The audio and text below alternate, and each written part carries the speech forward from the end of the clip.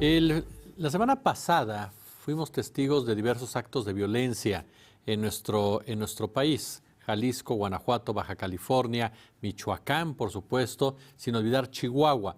Hubo reacciones de todo tipo, pero particularmente de la oposición, algunas que de verdad nos dejaron que pensar. Mi querido Hernán Gómez, te saludo con muchísimo gusto, por supuesto, y escuchamos como siempre al quite con Hernán tu lectura. Adelante. Jesús, pues con el gusto de siempre. Sobre estos hechos de violencia, creo honestamente que el debate público ha sido lamentable. Basta ver, por ejemplo, las declaraciones recientes de Marco Cortés, que sin ningún pudor o memoria histórica decía que el PAN va a presentar una propuesta para enfrentar la crisis de inseguridad, como si no hubiera sido el propio PAN, el propio Partido Acción Nacional, el que nos metió en esta situación con el gobierno de Felipe Calderón. Pero además creo que en una muestra de humor involuntario, como tantas a las que nos tiene acostumbrados este dirigente, pues él lamentaba que se hubieran dado estos actos de violencia en ciudades y citó específicamente Guadalajara, Mexicali, Tijuana, Ensenada, pero también Irapuato y Ciudad Juárez.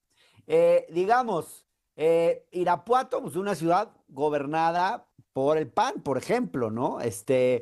Pues, digamos, que yo creo que tiene bastantes responsabilidades de partido sobre la situación que se enfrenta. Lo mismo, digamos, la violencia en el estado de Chihuahua. También el PAN gobierna ese estado, pero en Guanajuato en particular. Pues en Guanajuato lleva 3 años ocupando, digamos, ese estado lleva ocupando el primer lugar a nivel nacional en violencia. Solo en julio hubo 296 homicidios dolosos, más que en ninguna otra entidad. Y bueno, Chihuahua no se queda atrás porque si bien las cifras de violencia son similares a las del año pasado, pues ahora los homicidios son de mayor impacto porque ha habido matanzas en lugares públicos como iglesias, restaurantes, etcétera. Entonces, me parece un poco tramposo que la propia oposición no sea capaz de asumir su cuota de responsabilidad y que todo se le quiera atribuir al presidente de la República.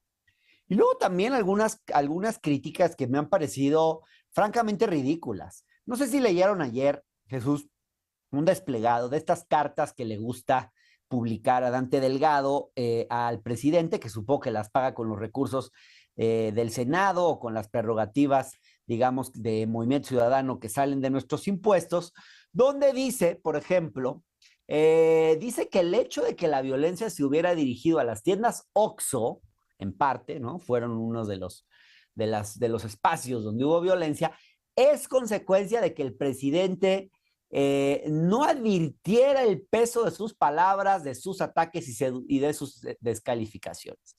Es bastante ridículo porque, a ver, las críticas a las tiendas OXXO tienen que ver con un tema de la política energética. Pensar que por esas críticas los criminales están quemando los OXXOs me parece de una manipulación francamente atroz y yo creo que no contribuye en nada a encontrar soluciones a un problema tan complejo como este. O déjame mencionar esta otra columna que salió en Reforma de Armando Fuentes Aguirre. Él escribió que la política de abrazos y no balazos ha dado ánimos a los delincuentes para llevar a cabo sus embestidas contra la población civil.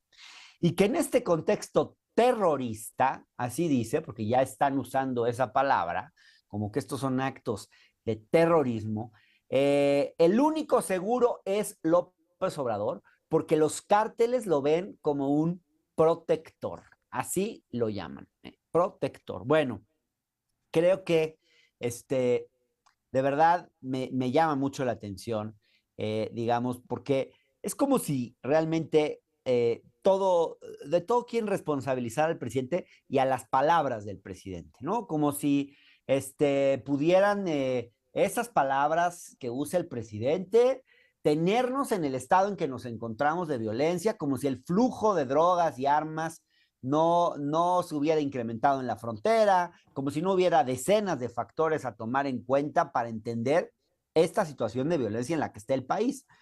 Obviamente, Jesús, el presidente tiene una parte de responsabilidad en la situación actual que estamos viviendo, pero también la tienen muchos gobernadores, políticos, dirigentes de partidos, digamos, hay muchos factores, es un problema realmente complejo y me parece que hay que buscarle soluciones en esa complejidad y cada quien tiene que asumir responsabilidades.